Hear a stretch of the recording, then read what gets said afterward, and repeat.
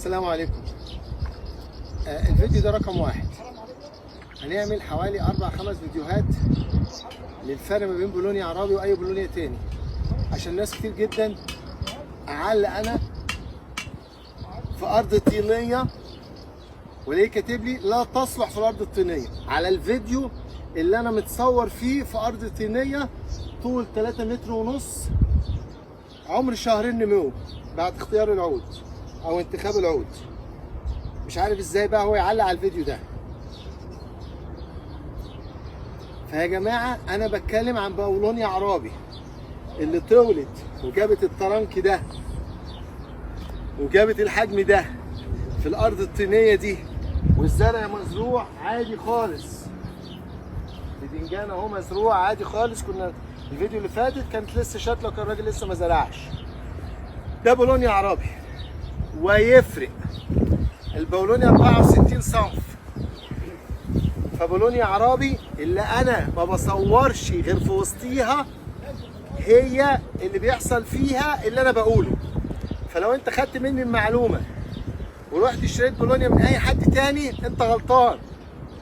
خد معلومتك من الحد التاني، هو ادرى بالصنف بتاعه، هو ادرى وعارف البولونيا بتاعته، وما تخليهوش يجيب لك فيديوهات يوريها لك. قول له لا دي بولونيا عربي، اقول لك ما كلها بولونيا. هي دي اللي انا عايز افهمها لك. مفيش حاجه اسمها ما كلها بولونيا، لا. في بولونيا عربي وفي بولونيا انا من 3-4 سنين او من 5-6 سنين اول ما زرعنا كانوا 42 صنف. النهارده وصلوا 64 صنف. كل دوله يا بتخترع يا بتلعب في الجينات يا بتستنبط صنف خاص بمناخها عشان ينفع.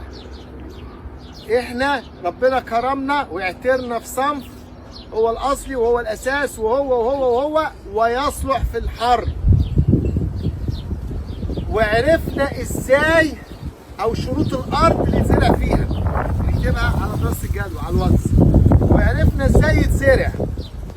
عرفنا حاجات كتيره جدا خاصه بالصنف ده بقينا نقولها لكم. فما تروحش تشتري من واحد غيري وتفشل تيجي تعلق على فيديو بتاعنا اصلها لا تصلح للارض الطينيه. ازاي؟ ما اعرفش. احنا صورنا اشترينا انتاج من الاراضي الطينيه مره واثنين وثلاثه، بقالنا دي ثالث سنه من 2024 واحنا بنشتري.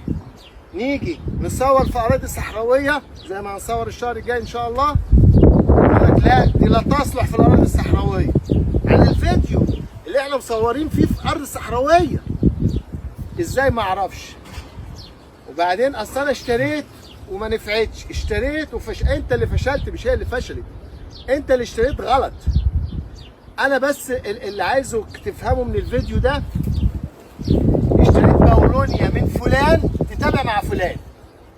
اشتريت بولونيا من علان يبقى علان ده اللي يديك مواصفاتها وبياناتها. اشتريت بولونيا، شفت بقى فيديوهات اشرف عرابي يبقى تشتري بولونيا اشرف عرابي، مش تتصل بيا ده في واحد في السادات، اصل ده في واحد انا هشوف مين فيكم ارخص واحد، اصل انا هشوف مين اللي هيجيبها لي لغايه عندي. من حقك تدور على اللي هيجيبها لك لغايه عندك، ومن حقك تدور على ارخص واحد، من حقك. بس دي مش زي دي. ما تجيش بقى لما تشتري من اللي هيجيبها لك لغايه عندك او هيديها لك بارخص او هيقول لك 500 شجره. انا بقول لك 500 شجره في الفدان، هو يقول لك 1500، خلى لك العائد 3 أضعاف. هو مش هيجي اصلا. انا اقول لك مش انا اصعب لك الامور شويه، لا هو بيسهلها لك خالص. فلما يحصل فشل عندك بسببك وبسبب الصنف اللي انت اشتريته وبسبب الشخص اللي باع لك، ما تجيش تعلق عندي، ما تجيش تقول لي حصل كذا. انت دورت بقى على الارخص، دورت على الاسهل، دورت على اللي بيقول لك عدد شتلات كتير في الفدان. خليك معاه، لان هو الصنف بتاعه مش زي صنفي. المره 1064 صنف. احنا ساعه ما دخلنا بقالنا 2-3 نزل في الدول العربيه 8 شركات اوروبيه تبيع بولونيا. وكل شركه منزله صنف او اتنين خاص بيها. منهم هنا في مصر بقى في 3 4 بيبيعوا بولونيا. تقول لي طب فلان بولونيته شكلها ايه؟ اساله هو. انا اتكلم عن حاجتي بس. هو اضرب حاجته. انا لا اجيب سيرته ولا هو يجيب سيرتي، لا انا اغلط فيه ولا هو يغلط فيا. انت شغال معايا ومع صنفي على دماغي.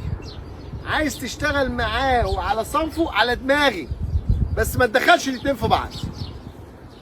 ال3 4 اللي بيبيعوا بولونيا في مصر ربنا يسهل الناس كلها. ما تشتريش منهم وتيجي تتكلم عندي.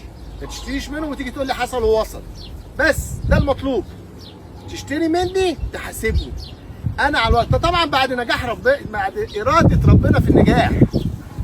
الراجل ده من شهرين جاره وهو اللي بيحكي لنا القصه دي بيحرث ارض طلع عليه رماد وبتاع، قال انا الشجر ده كله باظ واتقطع واتخرم واستعاض ربنا فيه واشتغل.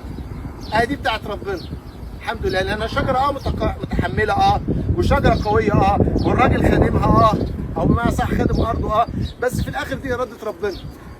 المهم بس عشان الفيديو ما يطولش اكتر من كده، زي ما قلنا ده الفيديو رقم 1. فيديوهاتي خاصه ببولونيا عرابي، معلوماتي خاصه ببولونيا عرابي، وهوريكم علميا ونظريا وعلى ارض الواقع ان في اختلاف شديد بين انواع البولونيا. مع السلامه.